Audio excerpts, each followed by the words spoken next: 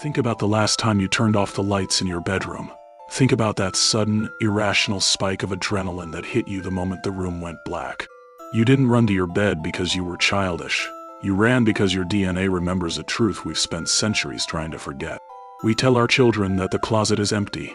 We tell them the shadow on the wall is just a coat, and the shifting weight beneath the floorboards is just the house settling. We call it the Boogeyman, a playground myth, a bedtime story meant to enforce good behavior. But if you look back through the declassified police ledgers of the 1920s, the private journals of 19th century doctors, and the global, terrifying consistency of human folklore, you realize something horrifying. The bedtime story is real, and it has been hiding in our architecture since the dawn of man. Tonight, we look past the myth. From the real blood-chilling historical anecdotes of families who were targeted by an indoor apex predator, to the impossible global origins that link modern science with ancient dread. This is the true anatomy of the shadow.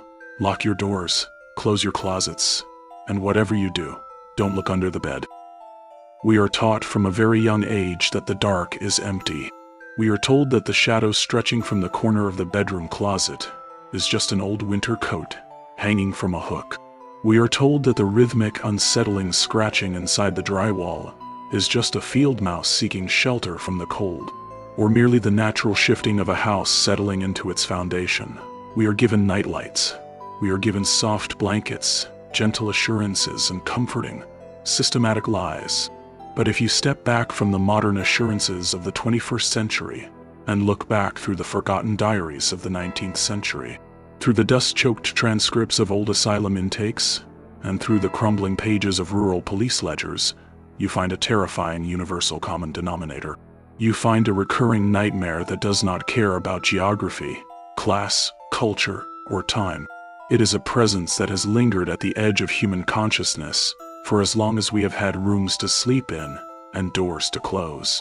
Let us begin in the bitter, unforgiving winter of 1884. Dartari, deep within the snowbound valleys of Vermont, a country physician named Dr. William Vance kept a meticulous, daily private journal. Vance was a staunch man of science, an academic trained in the rigorous medical schools of Boston, and utterly immune to local superstitions or rural folklore. Yet, over the course of 3 agonizing months, his private entries deteriorated from orderly clinical observations into absolute, bone-chilling paranoia. It began when he was called to the isolated Miller homestead to treat an 8-year-old boy named Thomas. The child wasn't physically ill with consumption or influenza. Instead, he was suffering from extreme, wasting sleep deprivation and a state of profound, unshakable terror. Dr. Vance wrote in his ledger that the boy insisted a man of unusual, impossible height so tall that his neck had to bend awkwardly against the plaster ceiling stood inside his heavy oak wardrobe every single evening at precisely midnight. The boy claimed that the man did not breathe like a human being, but instead made a wet, rhythmic, clicking sound with his throat, resembling a massive beetle trapped inside a glass jar. Thomas screamed that the entity would slowly crack the wardrobe door open by a mere fraction of an inch, using the darkness of the closet like a physical shroud, and simply stare down at him through the gap with eyes that caught no light. At first, Dr. Vance chalked the entire ordeal up to febrile delusions, perhaps brought on by an undetected neurological inflammation. But the true horror of this historical account isn't just what the young boy saw, it is what the doctor himself experienced 3 weeks later. On a night when the temperature dropped well below zero, Thomas went completely missing from his bed. There were no footprints in the deep, undisturbed snow outside the house. There were no broken locks, no forced windows, and no signs of a struggle. The only anomaly was the large oak wardrobe door, which stood wide open in the center of the room. Dr. Vance, assisting the frantic local search party, decided to sit alone in the boy's empty bedroom after midnight to see if he could deduce how a child could vanish from a sealed room. His journal entry from that night is barely legible, written with a hand that violently trembled across the parchment. He wrote that the house was dead silent, save for the howling of the winter wind against the eaves. Then, from within the depths of the empty open wardrobe, the clicking began. It was a wet, hollow snapping of bone and cartilage, vibrating through the wood, and then a massive weight shifted. Something incredibly heavy, moving behind the shadows of the slatted doors in the absolute pitch blackness. Dr. Vance recorded that a sudden, localized wave of freezing air rolled out of the wardrobe, smelling faintly of old earth and stagnant water. He confessed in his diary that he could not move, could not cry out, and could not breathe. He realized in that agonizing moment that the boy had never been hallucinating. The dark has a physical shape, it has a weight, and it has been watching us from inside our furniture for generations. Thomas was never found, and Dr. Vance abandoned his medical practice entirely, spending the remaining years of his life in a locked room, with 3 lanterns burning at all hours of the night. Dr. Vance's terrifying accounts might be easily dismissed as the rural folklore of an isolated, superstitious community, if they did not perfectly mirror a series of bizarre, highly documented police reports from the American Midwest during the Dust Bowl era of the 1920s. In the summer of 1927, in a small, struggling agricultural town just outside of Wichita, Kansas, the local sheriff's department responded to 4 separate emergency calls within a strict 2-mile radius. All of these calls involved different families, but they all centered on an identical phenomenon: children who completely refused to sleep because of what they termed the man under the floorboards. Consider the official municipal case of the Evelyn family. Their youngest daughter, Clara, began complaining to her mother that something was pressing upward against her mattress from beneath the frame of her bed. She described it as a dry, leathery, multi-jointed hand that would slowly slide out from under the dust ruffle in the dead of night, gently tapping the wooden frame of her bed to see if she was awake or asleep. Knock, knock, knock. It was always 3 distinct, rhythmic raps. A hardened World War I veteran named Arthur Evelina Mann, who had survived the horrors of trench warfare and prided himself on his absolute lack of fear, grew furious with what he assumed was childish hysteria and attention-seeking behavior. To definitively prove to his daughter that the space beneath her bed was completely empty, he commanded her to sleep in her mother's room one Friday night, while he took her place in the small twin bed. Notarized statement, Arthur gave to the local deputy sheriff the following Morninga document that still sits undisturbed in the County Historical Archives. Arthur awoke at exactly 2:40 a.m. to a sensation of intense, suffocating cold that seemed to pool on the floorboards. The air in the room suddenly smelled faintly of old copper and swamp rot. He lay perfectly still, keeping his hand wrapped tightly around his service revolver beneath his pillow. That was when he felt the physical reality of the myth. The mattress beneath his back began to slowly lift upward. It was not a sudden jolt, nor was it the shifting of the old house. It was a slow, agonizingly powerful upward pressure, as if a massive, muscular, yet impossibly thin torso was unfolding itself directly beneath the rusted metal springs of the bed. Arthur testified that he felt the distinct shape of a spine and shoulder blades pressing through the mattress fabric into his own back. Terrified, the war veteran threw himself out of the bed, whipped the mattress completely over, and shone his heavy industrial flashlight underneath the frame. There was absolutely nothing there. The space was empty. But the thick layer of dust on the old cedar floorboards had been swept entirely clean in the exact, unmistakable shape of a long, sprawling humanoid body with elongated limbs. 2 nights later, the family living in the farmhouse directly next door woke up to the sound of their young son screaming in a pitch that didn't sound human.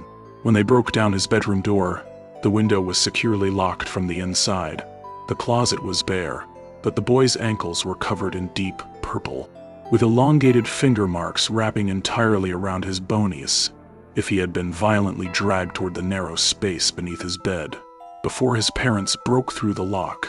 As humanity modernized, moving out of rural farmhouses and into the concrete and drywall of modern architecture, the monster did not disappear.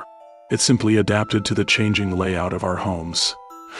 In the mid-1970s, during the height of the suburban housing boom, the entity seamlessly relocated from the rotting floorboards of old homesteads into the cookie cutter, sliding door drywall, closets of modern developments, and it began to utilize our own newly invented technology against us.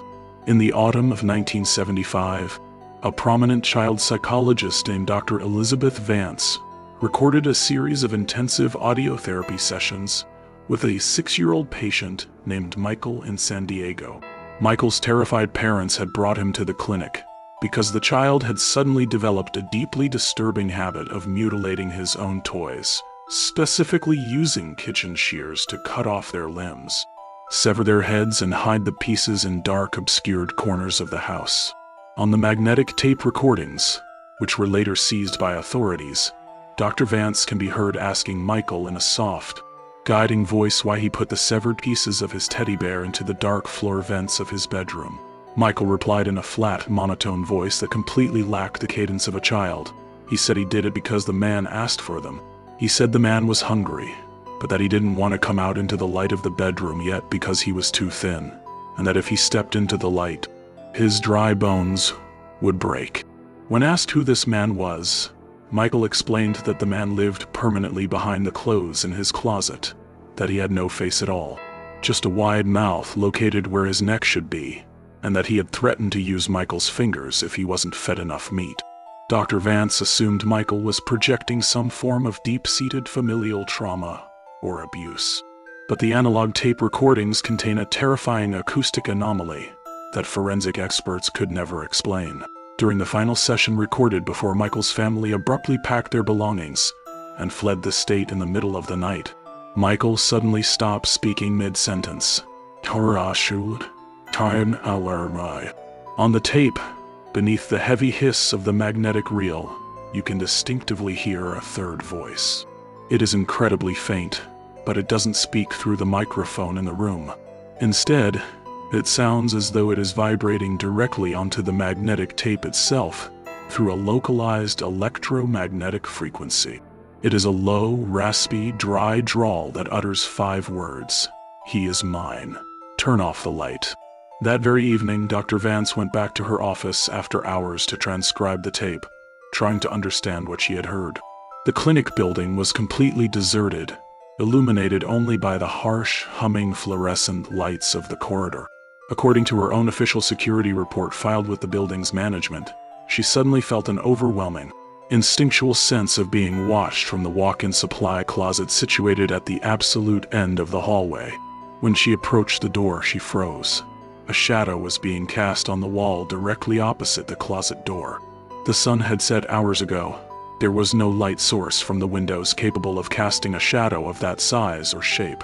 It was the stark silhouette of a man, easily 7 feet tall, crouched in a bizarre, predatory, arachnid posture, its fingers elongated into impossibly sharp, spindly points. As she watched in absolute, paralyzed horror, the shadow slowly turned its head away from the wall and looked directly at her. What makes these historical anecdotes so profoundly terrifying isn't just the isolation or the shock value of the individual events. It is how perfectly, how mathematically they lock together across time and space. From the freezing snows of 19th century Vermont to the windswept dust of 1920s Kansas to the sun-soaked suburbs of 1970s California, the descriptions of this entity never vary by a single metric. It is an entity that stretches its physical form to fit the exact height of whatever ceiling it finds itself under. It is a creature that systematically avoids direct illumination, choosing instead to manifest as a physical, heavy, light-absorbing mass within absolute darkness. It is an apex predator that specifically targets the vulnerable, the young, the isolated, and those who dare to look too closely into the dusty corners of their rooms. Every culture across the globe has a name for it. Every single household thinks their child is just having an overactive imagination or a passing nightmare. But when you look at the raw historical evidence, you realize that these are not nightmares at all. They are sightings. We are dealing with a singular, primordial entity that has stalked the periphery of human civilization since we first learned to gather around a dying fire to keep the horrors of the wilderness at bay. And that brings us to the ultimate question, the core mystery that science and history have tried to solve for centuries. What is it? Where did it come from? To truly understand the entity we call the Boogeyman, we have to look past the modern bedtime stories, step away from the comforting horror movies, and dive deep into the terrifying, bloody history of human folklore and language. Download Hoffer, Doir, Gap, Tarni, and Doride, Day, Guide, Isle, Dear Day. The word itself feels distinctly childish to modern ears.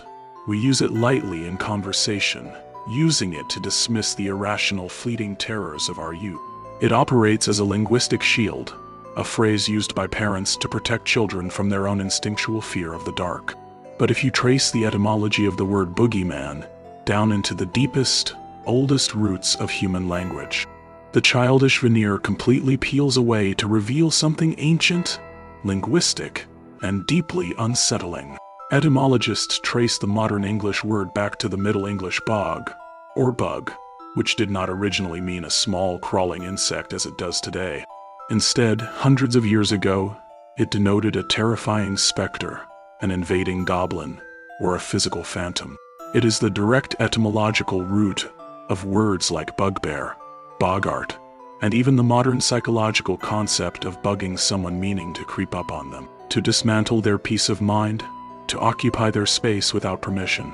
If you push back even further into the linguistic tree, into the ancient Proto-Germanic root baut, you find a word explicitly associated with striking, knocking, or making terrifying, unexplained sounds in the darkness of an enclosed space. In Welsh, the entity was whispered of as the double German. It was the Beggy. In every single linguistic evolution across Europe, the core meaning remains entirely unchanged. A terrifying physical thing that causes sudden fright, an unseen, intelligent force that lurks just outside the circle of light, waiting for the fire to die down. But why does this linguistic ghost exist globally?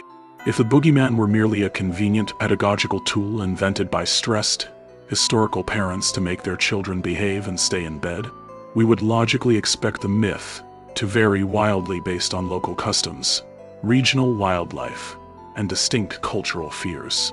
A parent in a fishing village would invent a sea monster. A parent in a desert would invent a spirit of the sand. Instead, the global historical record shows an impossible cross-cultural convergence that defies the laws of anthropology. Civilizations separated by vast, impassable oceans and thousands of years of history, cultures with absolutely zero contact with one another, invented the exact same entity, down to the most terrifyingly specific behavioral details. In the sun-drenched, dust-blown regions of Spain and Latin America, parents have spent half a millennium warning their children of El Coco, or QQ. Historically dating back to official documentations in the 15th century, El Coco was described not as an animal, a demon, or a classic monster, but as a featureless, shapeless mass of pure darkness. He is a shadow that has no face, a creature that hides on rooftops, under floorboards, or inside wooden wardrobes, waiting for a child to misbehave or refuse to close their eyes. The oldest known written lullaby about the creature, recorded in the mid-1600s, contains a chillingly familiar warning that has been sung to millions of children. Sleep, child. Sleep now, or the Coco will come and eat you. The word Coco itself originally referred to a spherical head or a skull-like mask, emphasizing the featureless, hollow, or hidden nature of the entity's face. Travel thousands of miles away from the heat of Spain to the dense, frozen, primeval forests of Eastern Europe, and you find the Slavic myth of the Baba Yaga, or the Buka is a shadowy, purely nocturnal manifestation that enters children's rooms through windows, wall cavities, or chimneys. It has no true, static physical form. It is described in old folklore simply as a dark, incredibly heavy mass that sits silently on a child's chest while they sleep, slowly stealing their breath and dragging them by their limbs into the darkest, most inaccessible corners of the home if they are found awake past midnight. In Italy, the entity is known as L'Uomo Nero, translates literally to the black man. He is not described as a human being of any specific human race or nationality, but rather as a literal man made of pure, light-absorbing, pitch-black shadow. He wears a heavy, dark coat or a tattered cloak, not for warmth, but to hide his impossibly gaunt, skeletal, elongated frame. Italian folklore states that L'Uomo Nero does not strike from the outside wilderness. He is an indoor predator. He lives permanently inside the architecture of the home, hiding in the dark corners of the cellar, under the stairs, or in the back of the closet. He silently observes the family during the bright hours of the day, memorizing their routines, waiting for the lights to be extinguished so he can claim the rooms as his own hunting ground. Even if we dig into ancient classical history, the concept remains entirely identical. The citizens of ancient Greece spoke with dread of the Mormo, a terrifying, shapeless phantom sent by the goddess of witchcraft, Hecate, to snatch disobedient children from their beds. The ancient Romans feared the Lamia, a creature that could shift its shape to mimic shadows, but preferred to hunt from the absolute darkness of abandoned structures and unlit bedrooms. When modern anthropologists look at this staggering global phenomenon, they offer a highly rational, evolutionary explanation. They argue that the boogeyman is not a real physical entity, but rather a brilliant, psychological manifestation of primal human survival instincts. For hundreds of thousands of years, early humans were not the apex predators of this planet. We were prey. In the primordial world, the night belonged to massive, highly efficient nocturnal carnivores, with perfect night vision. A child who wandered away from the safety of the tribe's fire, or a child who made unnecessary noise in the dark of a cave, didn't just endanger themselves, they endangered the survival of the entire group. According to evolutionary psychology, the human brain evolved what is called a hyperactive agency detection device.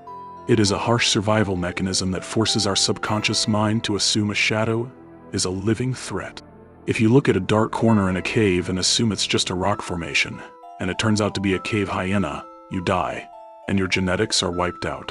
But if you look at that dark corner, assume it's a living monster, and run back to the fire, you survive even if it was just a rock.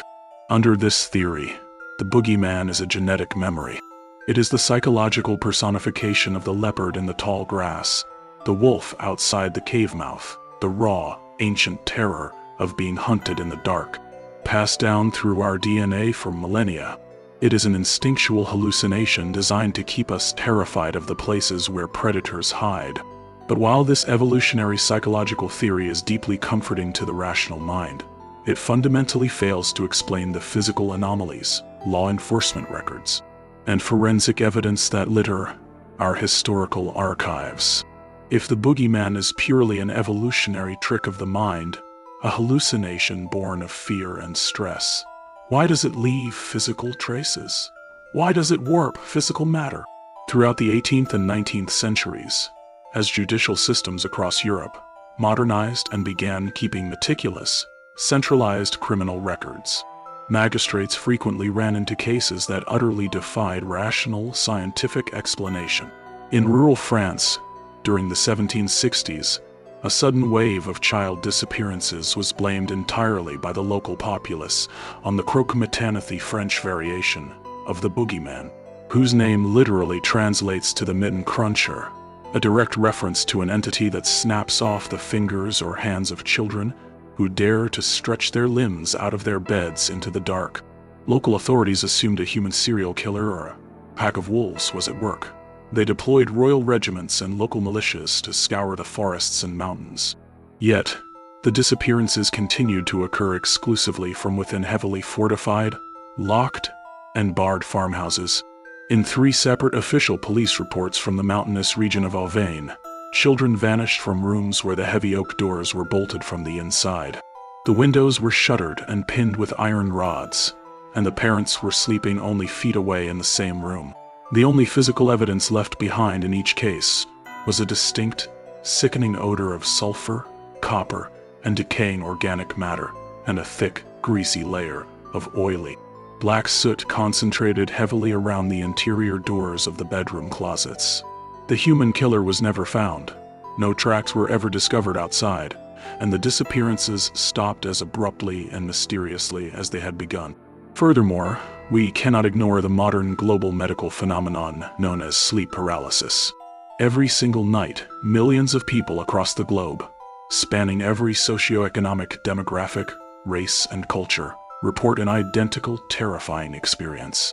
Waking up suddenly in the middle of the night, completely unable to move a single muscle, feeling an immense, suffocating weight pressing down directly on their chest, and seeing a tall, featureless silhouette standing in the corner of the room or slowly creeping toward their bed.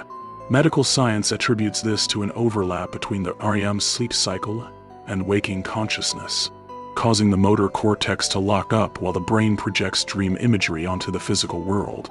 Yet, even science struggles to explain the eerie, impossible consistency of the entity seen during these episodes. Why does a person living in a high-rise apartment in Tokyo see the exact same tall, hatted, or long-limbed shadow figure as a person sleeping in a suburban home in London, or a person in a remote, off-grid village in Peru?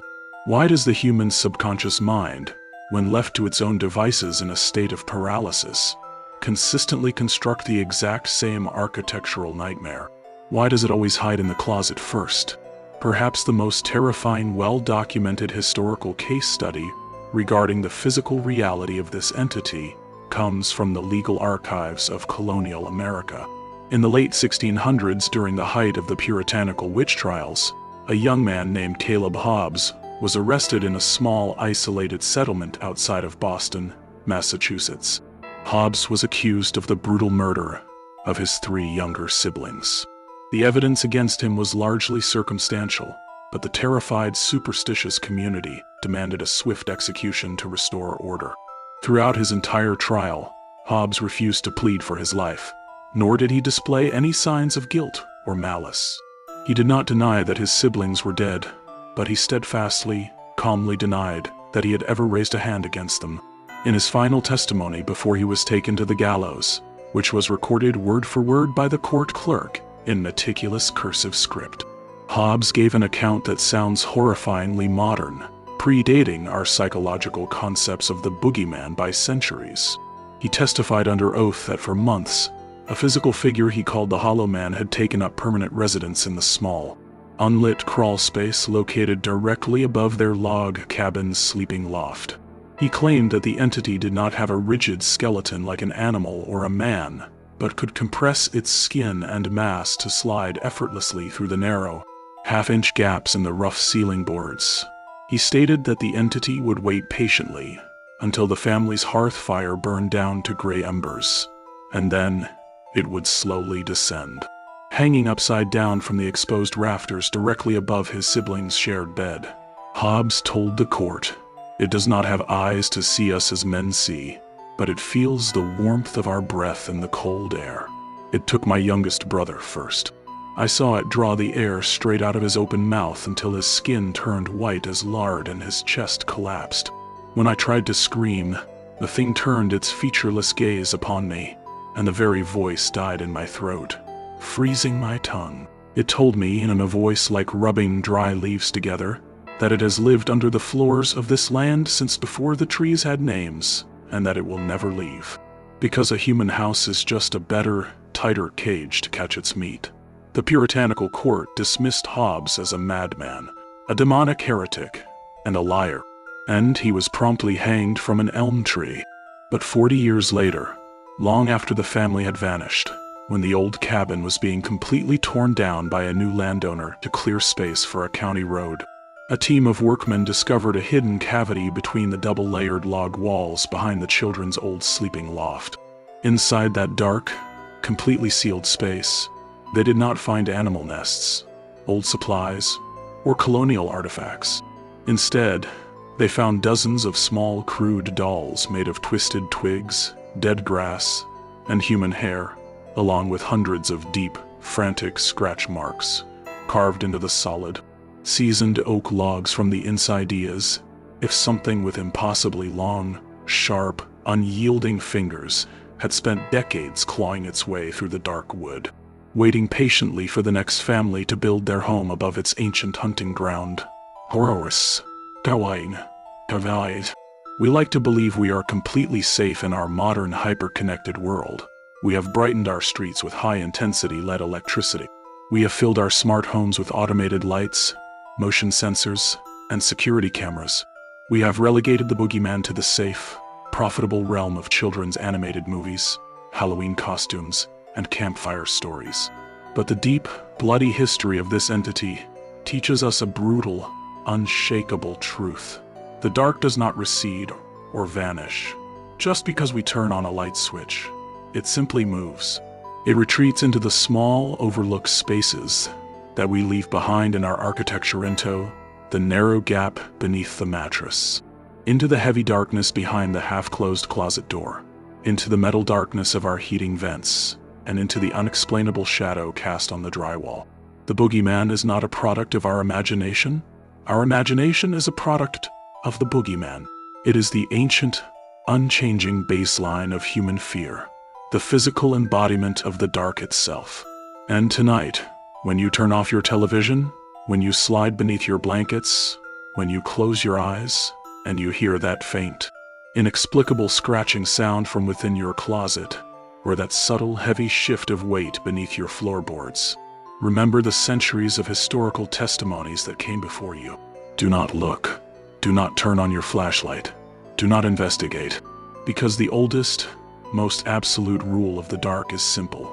If you are actively looking for the shadow has already found you. If you made it to the end of this video, thank you for watching, and I genuinely hope you're able to get some sleep tonight. The stories, the police ledgers, and the historical records we uncovered today prove that the things we fear as children never truly leave us. They just wait for us to forget about them. If you want to dive deeper into the world's most terrifying urban legends, forgotten histories, and unexplained anomalies, make sure to hit that subscribe button, turn on notifications, and leave a comment below with the names your culture gave to the shadow in the closet. Your support keeps this channel alive, and it keeps the lights on, which, tonight, might be exactly what you need. Check out the videos on your screen right now for more deep dives into the dark corners of our world. Until next time, keep your doors locked, your mind sharp, and remember, just because you can't see what's hiding in the dark doesn't mean it isn't looking right at you.